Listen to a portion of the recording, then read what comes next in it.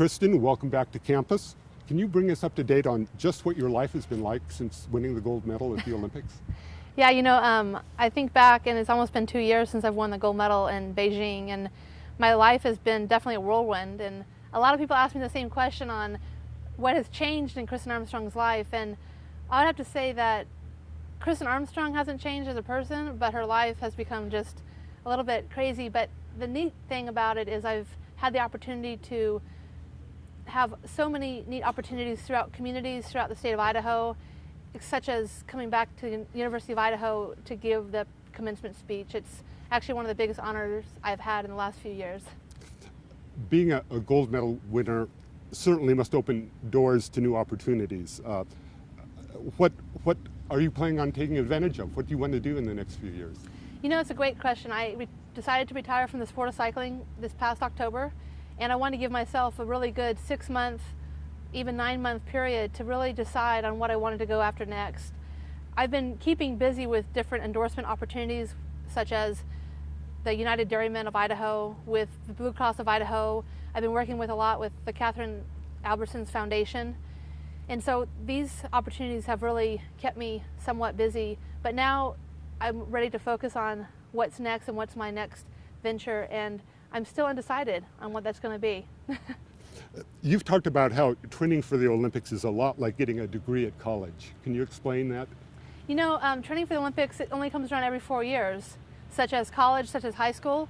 And so you have to be very driven and determined for 4 years and be in a very focused environment. In the University of Idaho, when I was here for the 4 years it taught me a lot about drive and determination, and it taught me focus. I had to register, I had to balance my budgets, I had to actually get along with 75 other sorority sisters. I had to prepare my schedule ahead of time with my advisor. And so it's the same thing as when you're going towards the Olympics. You have to work with your coaches, you have to have time management. And so I was able to transfer a lot of what I learned at the University of Idaho into winning the gold medal. Did you ever think you'd be asked to come back as the commencement speaker to your alma mater? No, actually, when I got the news that the university was interested in me coming back, not only to come back to visit, but to come back to actually give a commencement speech to the 2010 graduates, I was really taken back by the opportunity. It was such an honor, and it still is an honor. And I'm treating it just like one of my races, like my time trial. I went through the same preparation phases, I've gone through the same visualization, I've gone through the same practice that I do in my time trialing. So it was great to actually apply something like the commencement speech in the same way as I did my time trialing and my training in each of my races. But to come back and to think back in '95 when I graduated, I always thought, oh, who's going to be our commencement speaker?